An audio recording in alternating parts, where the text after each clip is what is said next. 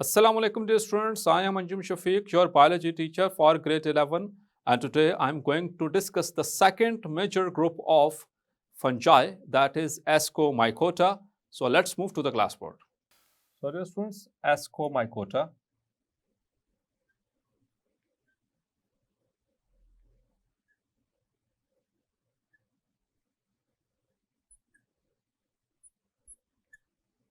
Or which are known as ascomycetes.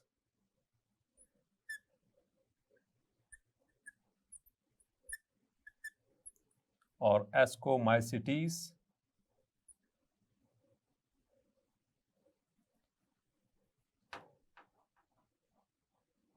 And their common name is sac fungi.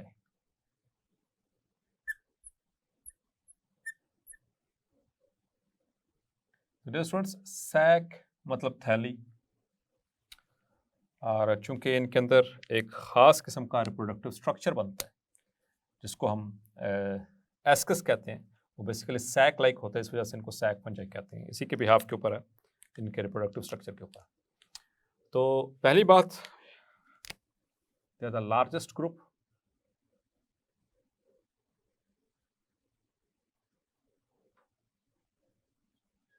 आपको याद होगा introductory जो lecture था इस चैप्टर का, जो फर्स्ट लेक्चर था, उसमें मैंने बात की थी कि कितने स्पीशीज़ हैं total.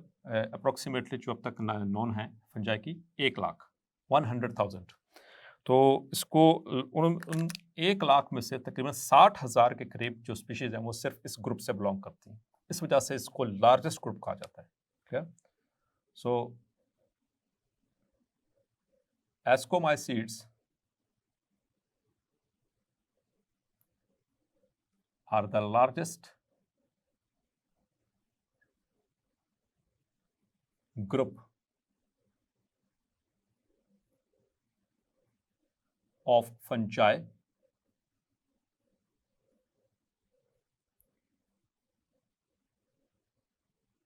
comprising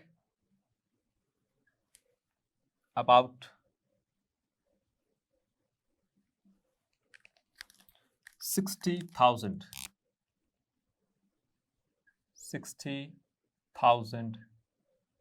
species out of 100,000. Okay, out of 100,000, 1,00,000 में से। okay? सो इस वजह से ये लार्जेस्ट ग्रुप है। अब इसमें से भी जो 50%, इस 60,000 में से भी the 50% occur as lichens, जो lichens हमने पढ़े थे, ठीक है, जो म्यूचुअलिस्टिक रिलेशनशिप है फंजाई का फोटो ऑटोट्रॉफ्स के साथ। तो 50% 60,000 में से, यानी 30,000 जो हैं वो तकरीबन वो लाइकन्स हैं, और बाकी जो हैं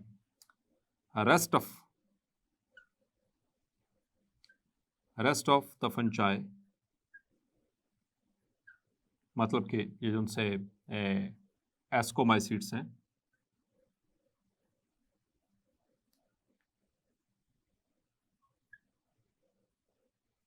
occur as, उसमें से मतलब कि उन जितने बाकी बच के उनमें से कुछ जो हैं रेस्ट ऑफ उनमें से, यानी 50% के अलावा उनमें से सम ऑफ देम और few of them they occur as माइकोराइसी।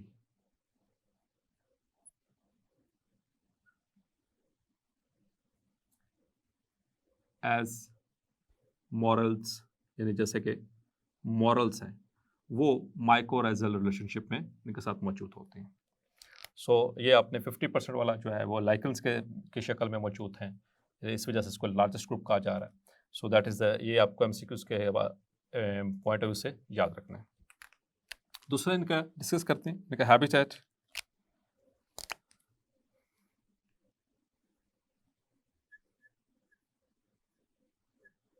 तो हैबिटेट किसे कहते हैं? जहाँ पर कोई भी ऑर्गेनिज्म रहता है उसकी सराउंडिंग्स। तो इसमें भी एमसीक्यू याद रखना है।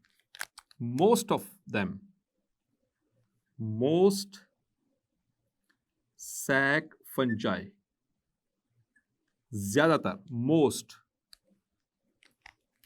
आर टेरेस्ट्रियल, मतलब कि खुश्की पे रहने वाले हैं, ठीक है। एंड ऑल्सो फाउंड, इसके अलावा मैरीन वाटर और फ्रेश वाटर में भी मौजूद है। Also found in marine and fresh water, वहां पर भी मौजूद हैं ये, ठीक। उसके बाद इनकी थोड़ी सी डाइवर्सिटी की बात कर लें, वैरायटी की बात कर लें।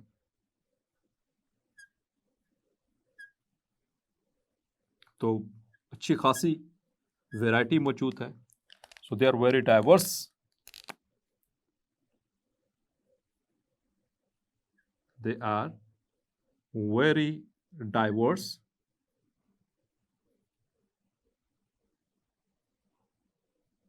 in nature, ranging from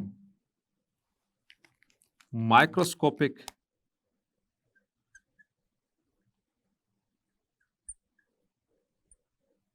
unicellular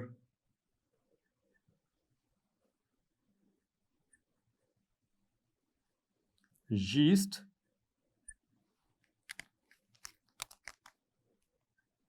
to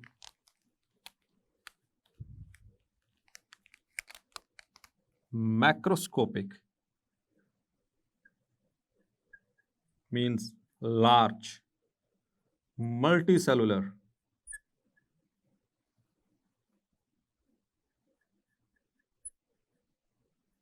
cup fungi और morels एक्सेट्रा और ट्रफल्स, ये सारे हमने इसमें डिस्कस की थी। क्लियर। अब हम डिस्कस करते हैं डियर स्टूडेंट्स इनकी सेक्सुअल रिप्रोडक्शन, जो कि एक्चुअल हमारा टॉपिक है। तो ये एमसीक्यूज पॉइंट ऑफ व्यू से ये वाला पोर्शन आपने जहन में रखना है। So as far as the sexual reproduction is concerned,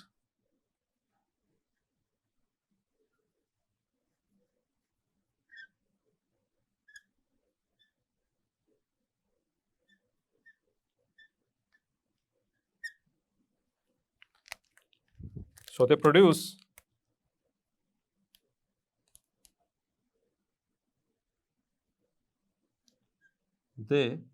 have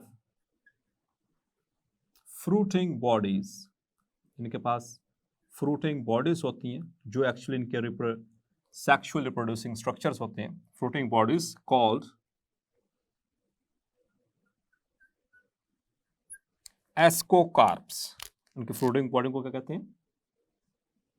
ascocarp. Carp का मतलब फ्रूट, लेकिन यहां पर फ्रूटिंग बॉडी, फ्रूट की तरह की। Clear. which have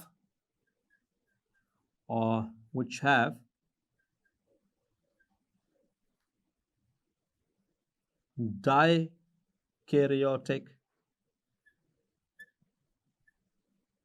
hyphae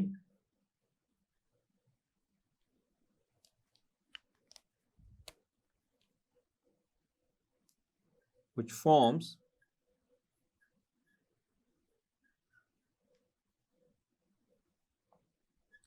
a sac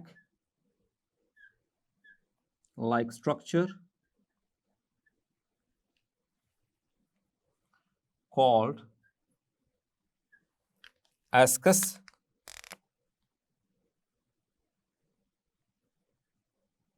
plural है इसकी एस्काई या एसाई उसको बोलते हैं, ठीक है। in which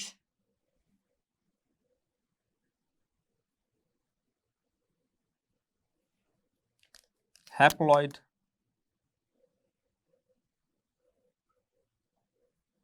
ascospores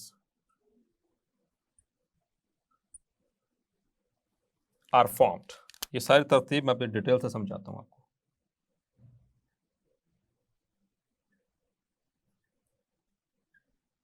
by meiosis, clear. और आमतौर पर यूजुअली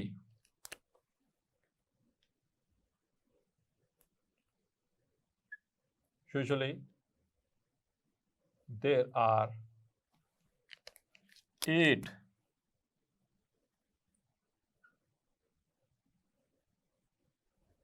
ascospores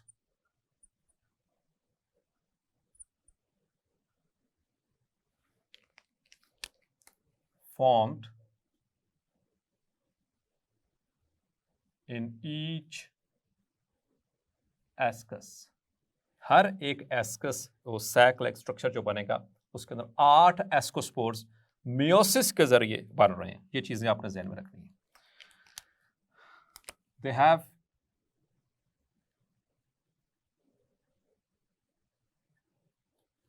septate hyphae, हमने पढ़ा था। They have septate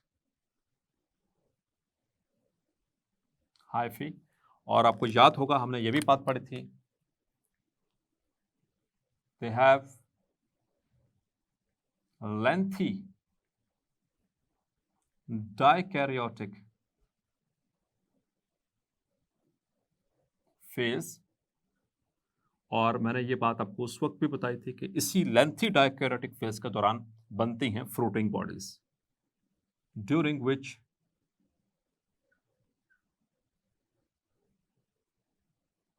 the fruiting body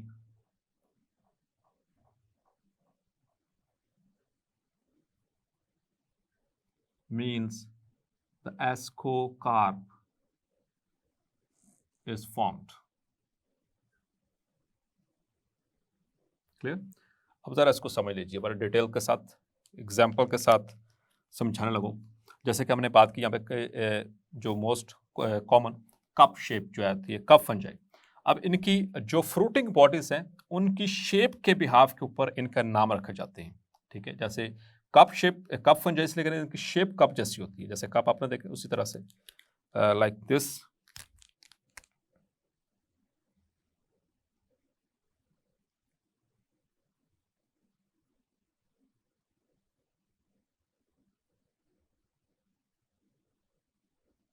इस तरह से इनकी शेप होती है। So this is cup fungi, cup fungi इनकी शेप। अब इसको थोड़ा सा डिटेल में देखते हैं, ये कप फंजाई किस तरह से, कैसे डिटेल सारी इसकी कैसे बनी। सो दैट इज द, अच्छा इसमें अब ये जो सी ये कप शेप, ये एक्चुअली इसकी फ्रूटिंग बॉडी है। This is ascocarp, clear? This is ascocarp, और इसी के अंदर फिर वो सारा प्रोसेस, वो एस्काई मौजूद हैं इस तरह से, एस्काई, और उन एस्काई के अंदर क्या मौजूद हैं, एस्कोस्पोर्स। तो ये सारी डिटेल है। अगर मजीद अब इसको क्लैरिफाई करने लगूं तो ये किस तरह से बनी, फ्रूटिंग बॉडी किस तरह से बनेगी। तो हमने बात की दो जेनेटिकली डिफरेंट लेकिन कंपैटिबल हाइफिड जो होते हैं वो आपस में करीब आते हैं, और वो आपस में वहाँ पर होगी प्लाज्मोकेमी। प्लाज्मोकेमी के बाद हमने बात की थी कि जो दो मेजर ग्रुप्स हैं, एस्कोमाइसीड्स और दूसरे बेसिडियोमाइसीड्स, इनमें फौरन कैरियोगेमी नहीं होती, इनके न्यूक्लियाई फ्यूज नहीं होते, फौरन फ्यूज नहीं होते, और ये इनकी लाइफ का ज़्यादातर हिस्सा इसी फेज में गुजरता है, और इसी दौरान इनकी क्या बनती हैं, फ्रूटिंग बॉडीज बन जाती है। So let's have an example. So let's suppose this is a hyphae of one strain. ये इसके, चूंकि ये सेप्टेट हैं, ये सेप्टा इनके नजर आ रहे हैं आपको, ठीक है, सेप्टेट हाइफी, और इनके ऊपर इनका एक एक न्यूक्लियस, ये एक स्ट्रेन है, this is one strain, clear? अब दूसरी स्ट्रेन, तो यहां पर क्या हुआ, they come across each other and the plasmogamy takes place, इनके nucleus, clear? So dear students, this is the hypha of mating strain। जैसा कि हमने बात की इनके अंदर चूंकि वो रिप्रोडक्टिव ऑर्गन्स तो होते नहीं हैं, तो हम इनको किस तरह से शो करते हैं, प्लस माइनस से, ठीक है, अट्रैक्शन के तौर पर। The Haifa of mating strain, let's suppose it is plus, ठीक है, ये कौन सी है, प्लस मेटिंग स्ट्रेन। और ये वाला जो हाइफा है दैट इज हाइफा, चूंकि सिंगल एक ही फिलामेंट हो तो उसको हाइफा कहते हैं। Hyphae it is a plural. Hypha of mating strain, ये दूसरी स्ट्रेन है जिसको हम नेगेटिव साइन से शो कर रहे हैं। तो ये दे कम अक्रॉस ईच अदर, और यहां पर क्या होगा, plasmogamy, here it is the plasmogamy. अच्छा डियर स्टूडेंट्स, जहां पर प्लाज्मोगैमी होगी उसी पॉइंट के ऊपर फ्रूटिंग बॉडी बनेगी, ना यहां पर बनेगी ना यहां पर बनेगी। जहां पर ये प्लाज्मोगैमी होगी, जहां पर ये दो हाइफी फ्यूज करेंगे, इनके साइटोप्लाज्म फ्यूज करेंगे, वहीं पर बनेगी फ्रूटिंग बॉडी। ये याद रखनी बात। तो यहां पर क्या बनेगी इनकी अब, फ्रूटिंग बॉडी।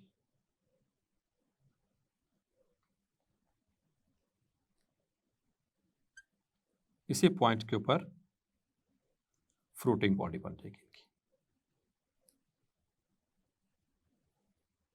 तो ये जी कप फंगस बन गई, ठीक है, कप फंजाई। तो इनकी काफी ज्यादा मतलब के स्पीशीज हैं तो यहां पर, और इसके अंदर अब क्या बन रहे हैं, हाइफी बन रहे हैं। ये देख रहे हैं आप, ये हाइफी, क्लियर। अब ये जितने भी हाइफी हैं,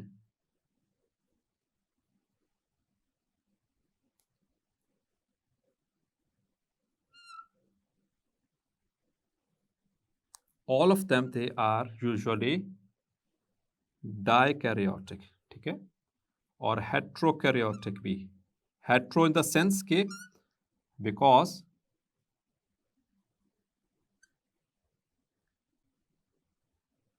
सो इस तरह से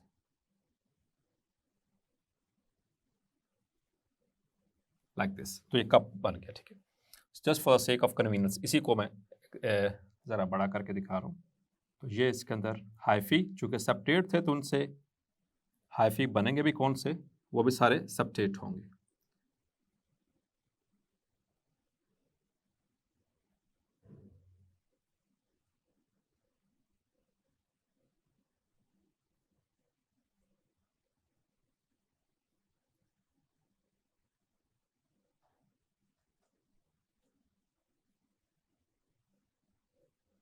सो दिस इज हाउ, ठीक है।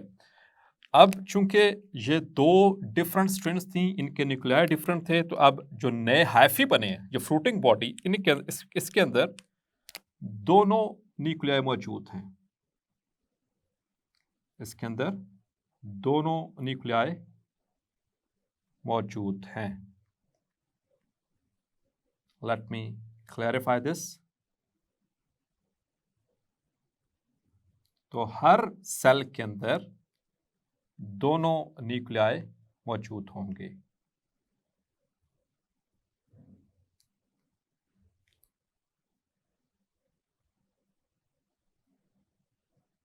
तो ये तो एक इस वाली जो पॉजिटिव स्ट्रेन थी इसका न्यूक्लियस आ गया, और अब नेगेटिव वाले की, तो हर सेल के अंदर ये दो दो न्यूक्लियाई मौजूद हैं।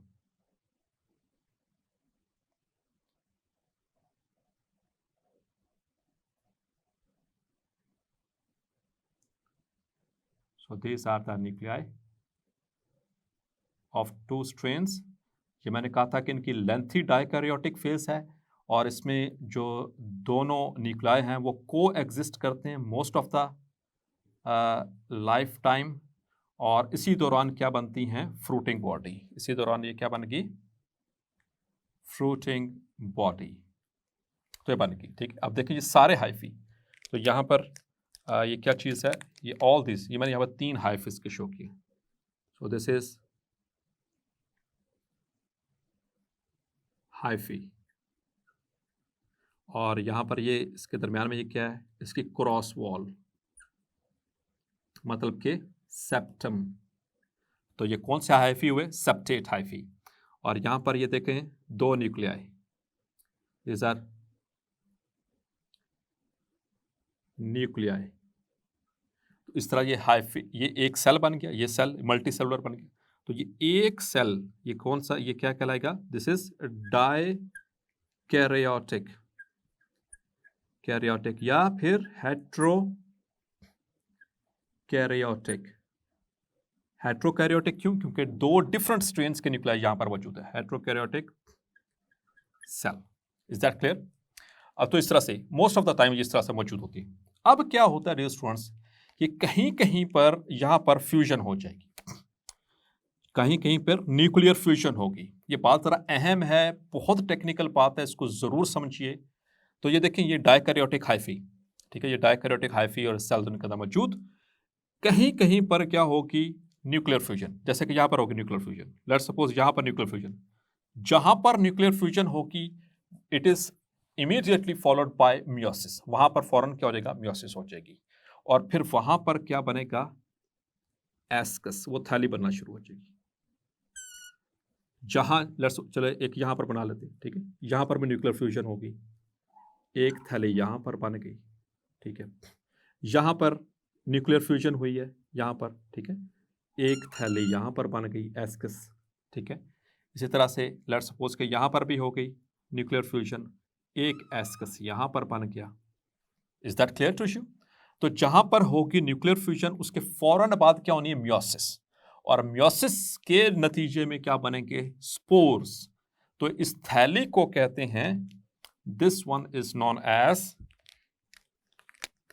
ये इसे कहते हैं एस्कस। क्लियर? ये एस्कस, ये किसके अंदर बन रही है? This is the fruiting body. ये एस्कोकार्प है, ये सारी क्या? This is the fruiting body, this is ascocarp. और इसके अंदर क्या है? ये फ्रूट, ये क्या बन गया? एस्कस। कहां पर बनेगा? जहां जहां पर होगी न्यूक्लियर फ्यूजन। और न्यूक्लियर फ्यूजन के बाद क्या होगा? मियोसिस। तो इस बात को लिख लें, द न्यूक्लियर फ्यूजन, उसके बाद क्या होगा? It is followed by meiosis. और मियोसिस के बाद क्या होगा? एस्कोस्पोर्स। क्या बनेंगे? स्पोर्स। कितने? 8। वो किस तरह से? एग्जाम्पल देखिएगा प्लीज। तो यहां पर पहले क्या बना? एक, ठीक है, एस्कोस्पोर। तो एक एस्कोस्पोर क्योंकि यहां पर मियोसिस हो रही है तो न्यूक्लियर फ्यूजन जब फ्यूज करेंगे तो कितने बन जाएंगे? 4।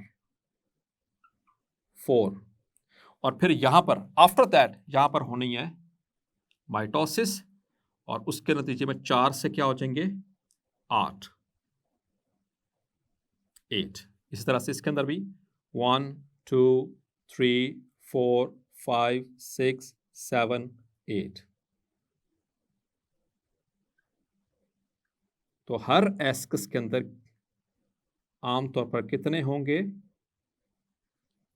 1 2 3 4 1 2 3 4 8 एस्काई, एस्कोस्पोर्स। क्लियर? ये एस्कस, और एस्कस के अंदर ये क्या है? This is ascospore. एस्कोस्पोर किसके अंदर? एस्कस के अंदर। और एस्कस किसके अंदर मौजूद है? एस्कोकार्प के अंदर। और ये कैसे बने हैं? ये जहां पर न्यूक्लियर फ्यूजन हुई it is followed by meiosis, और उसके बाद एस्कोस्पोर्स, और हर एक के अंदर 8 मौजूद। Is that clear to you? तो इस तरह से डियर स्टूडेंट्स इनके अंदर होती है सेक्सुअल रिप्रोडक्शन। तो जहां पर ये दो डिफरेंट स्ट्रेन्स आपस में मिलेंगी उसी पॉइंट के ऊपर बनेगी फ्रूटिंग बॉडी, और फ्रूटिंग बॉडी की शेप ये डिटरमिन करेगी कि वो कौन सी फंगस है। अगर ये कप शेप है तो उसको हम कहेंगे कप फंजाई। अगर ये मॉरल्स हैं तो मॉरल इस तरह से होते हैं,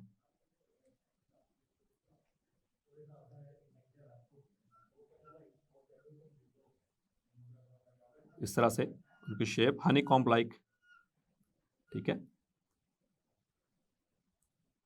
ये मशरूम्स से रिजेंबल तो करते हैं लेकिन मशरूम्स नहीं है, ठीक है। Morels they are not mushrooms, क्योंकि मशरूम्स जो है वो बसीडियो माइकोटा में होते हैं। इस तरह दिस इज अ मॉरल, ठीक है। इसी तरह से मैंने आपको बताया था वो पफ बॉल्स, ठीक है, ये वो भी इसके अंदर उसकी डायग्राम पहले मैं डिस्कस कर चुका हूं।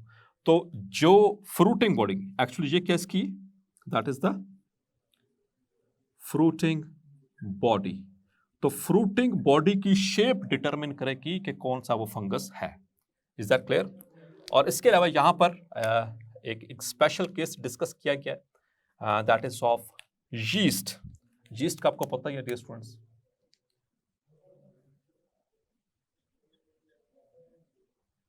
तो यीस्ट यूनिसेलुलर,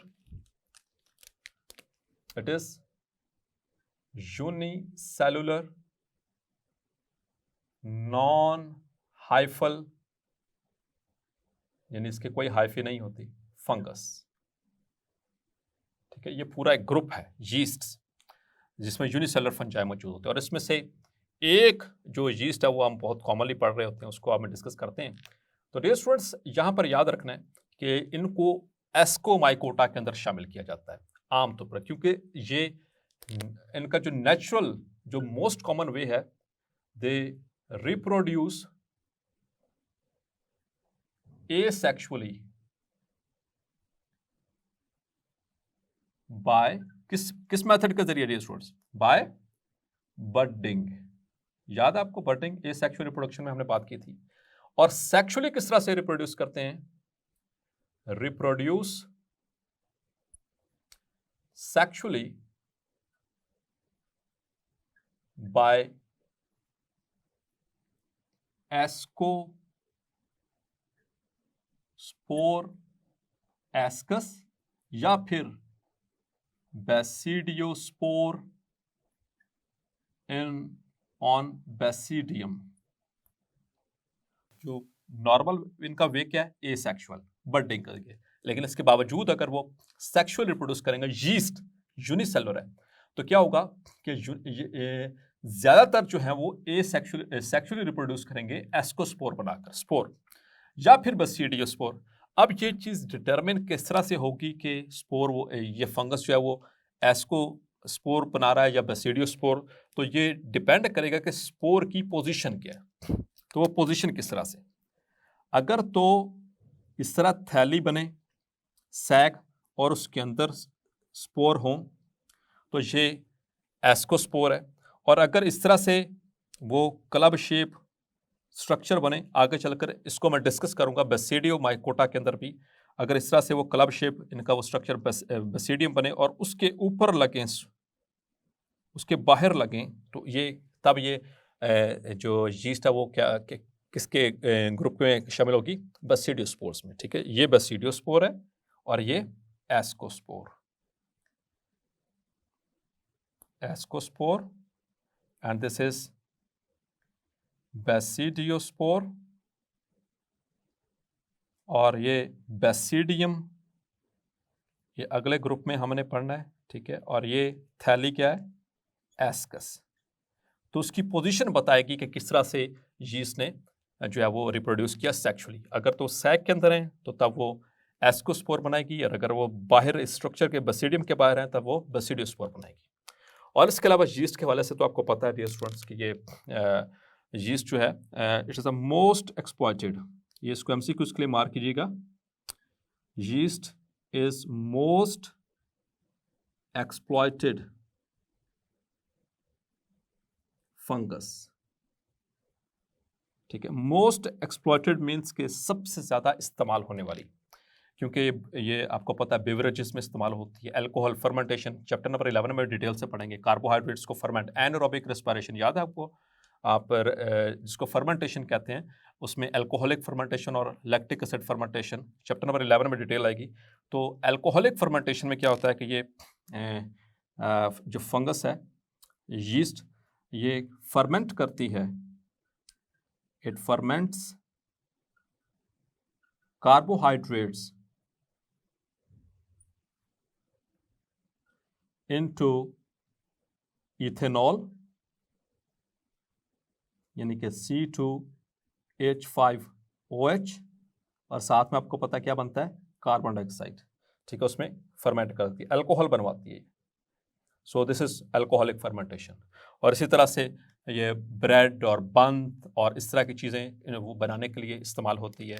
सो बेकरीज के अंदर ये काफ़ी हद तक इस्तेमाल हो रही है, वो केक बनाने में, और इस तरह से वो मुख्तलिफ तरह की फर्मेंटेशन प्रोसेसेस में, बिवरेजेस के अंदर, अल्कोहलिक जो ड्रिंक्स होती हैं वहाँ पर बनाने में, या alcohol as a raw material के तौर पर इससे और बहुत सारे प्रोडक्ट्स बने होते हैं, वहाँ पर इस्तेमाल होती है यीस्ट। इसी तरह से हम इसी चैप्टर के एंड पे एक टॉपिक पढ़ेंगे, economic gain due to fungi, second last topic होगा इसी चैप्टर का। उसमें भी देखेंगे कि जेनेटिक रिसर्च के अंदर इसका काफ़ी हद तक जो है वो इस्तेमाल हो रही है। और जो सबसे ज़्यादा इस्तेमाल होने वाली यीस्ट जो है उसका नाम याद रखिएगा, जो हम कॉमनली पढ़ते भी हैं, दैट इज Saccharomyces cerevisiae।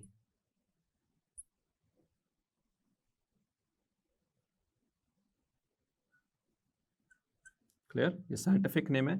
तो यीस्ट जो है ये तो वैसे तो बहुत ज़्यादा यानी कि हैं यूनिसेलर, होते सब यूनिसेलर हैं, लेकिन इनमें सबसे ज़्यादा इस्तेमाल होने वाली यीस्ट कौन सी है? Saccharomyces cerevisiae।